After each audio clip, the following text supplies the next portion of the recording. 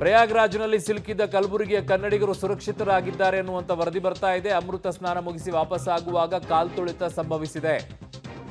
ಆದರೆ ನಾವು ಸುರಕ್ಷಿತವಾಗಿ ನಿಂತೆವು ಅನ್ನುವಂತ ಮಾತನ್ನ ಆಡಿದ್ದಾರೆ. ಚಿಂಚೋಳಿಯ ಯಲಕಪಳ್ಳಿ ಗ್ರಾಮದಿಂದ ಹೋಗಿದ್ದವರು ಹೇಳಿಕೆಯನ್ನ ಕೊಡ್ತಾ ಇದ್ದಾರೆ. ಅಮೃತ ಸ್ನಾನಕ್ಕೆ ಹೋದಂತ ಶಾಂತಗೌಡ, ರಮೇಶ್ ಹುನ್ನಳ್ಳಿ, ಸೋಮಶೇಖರ್, ವಿಜಯ್ ಕುಮಾರ್ ಸ್ನೇಹಿತರು ಅವರೆಲ್ಲ ಮುಗಿಸ್ಕೊಂಡು ಬರ್ತಾ ಇದ್ರು. ಕಾಲ್ ತೊಳಿತ ಮುಗಿಸ್ಕೊಂಡು ಬರುವಂತ ಸಂದರ್ಭದಲ್ಲಿ ಹಿಂಗೆ ಆಗೋಗಿದೆ, ನಾವೆಲ್ಲ ಸುರಕ್ಷಿತವಾಗಿದ್ದೀವಿ ಅಂತ ಹೇಳಿದ್ದಾರೆ. ಎಲ್ಲಿ ಬಂದಿರಿ ಸರ್ ನೀವು? ಎಲ್ಲಿ ಬಂದಿರಿ? ನಾವು ವಿಜಯ್ ಕುಮಾರ್ ಅಂತ ಹೇಳ್ರಿ, ಚಿಂಚೋಳಿ ಗುಲ್ಬರ್ಗ ಜಿಲ್ಲಾ ಚಿಂಚೋಳಿ ತಾಲೂಕಿನಿಂದ ಬಂದಿದ್ದೀವಿ. ನಾವು ಭಾಳ ದಿನದ ಹಿಡಿದು ನಮಗೂ ಹೇಳಿದ್ದೀವಿ, ನಮ್ಮ ಹಿರಿಯರು ಹೇಳ್ತಿದ್ರು. ಅದೇ ರೀತಿ ನಾವು ಈ ಪುಣ್ಯಸ್ನಾನ ಮಾಡಬೇಕಂತ ಆಸೆ ಇಟ್ಕೊಂಡು ಭಾಳ ಆಸೆ ಇಟ್ಕೊಂಡು ಇಲ್ಲಿಗೆ ಬಂದಿದ್ದೀವಿ. ನಮಗೆ ಭಾಳ ಸೊಗಸ ಅನುಭವ ಆಯಿತು. ಇಲ್ಲಿ ಸ್ನಾನ ಮಾಡಿದ ನಂತರ ಈ ಜನಕ್ಕೆ ನೋಡಿ ಏನೋ ಆಗಿರ್ಬೋದು ಅಂತ ನನಗೂ ಭಯ ಬಿದ್ದಿತ್ತು. ಬಟ್ ಎಲ್ಲ ಸ್ನಾನ ಮಾಡೋಕ್ಕೆ ಭಾಳ ಸರಿಯಾಗಿ ಅನ್ಸೋದು ನಮ್ಗೆ. ಎಷ್ಟೇ ಜನ ಇದ್ದರೂ ನಮ್ಗೆ ಯಾವುದೇ ರೀತಿ ಏನೂ ತೊಂದರೆ ಇಲ್ಲದೆ ಸುಗಮವಾಗಿ ಬಂದಿದ್ದೇವೆ. ಅದೇ ರೀತಿ ಯಾವ ಬಂದಿರಿ ನೀವು? ನಾವು ಮೊನ್ನೆ 26 ತಾರೀಕು ಬಂದಿದ್ದೇವೆ ಅಲ್ಲಿಂದ. ಅಲ್ಲಿಂದು ಒಂದು ರಾತ್ರಿ ಯಾವುದು ನಾಗ್ಪುರಲ್ಲಿ ಸ್ಟೇ ಮಾಡಿದ್ವಿ. ಇಲ್ಲಿ ನಾವು ಪ್ರಯಾಗ್ರಾಜ ಮಹಾಕುಂಭಮೇಳಕ್ಕೆ ಬಂದಿದ್ದೇವೆ. ಮೊಬೈಲಲ್ಲಿ ವೈರಲ್ ಆಗ್ತಿರ್ತಕ್ಕಂಥ ವಿಡಿಯೋನೇ ಬೇರೆ, ಇಲ್ಲಿ ಸನ್ನಿವೇಶನೇ ಬೇರೆ ಇದೆ.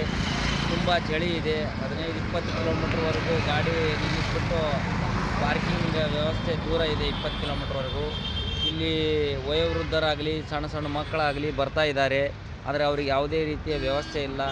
ಬೇರೆ ಯಾವುದಾದ್ರೂ ಸುತ್ತಮುತ್ತಲಿನ ಸಿಟಿಯಲ್ಲಿ ನಾವು ಹೋಗಿ ರೂಮ್ ಬುಕ್ ಮಾಡಬೇಕಾದ್ರೂ ಕೂಡ ಸುಮಾರು 10,000 ರಿಂದ 15,000 ರೂಪಾಯಿ ರೂಮಿಗೆ ಒಂದು 12 ತಾಸಿಗೆ ರೆಂಟ್ ಹೇಳ್ತಾ ಇದ್ದಾರೆ.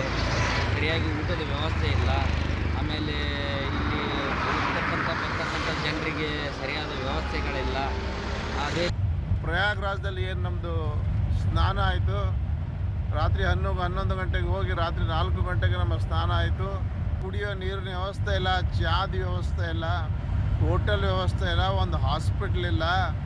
ಏನಾದರೆ ತೊಂದರೆ ಆದರೆ ಹೆಚ್ಚಿಗೆ ಪೊಲೀಸರಿಲ್ಲ.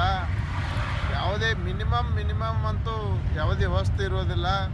ಅಲ್ಲಿ ಸ್ತ್ರೀಯರು, ಚಿಕ್ಕ ಮಕ್ಕಳು, ಹಿರಿಯರು ಇಂಥ ತೊಂದರೆ ಅನುಭವಿಸ್ತಾ ಇದ್ದಾರೆ, ಹೇಳಲಿಕ್ಕೆ ಸಾಧ್ಯವೇ ಇಲ್ಲ.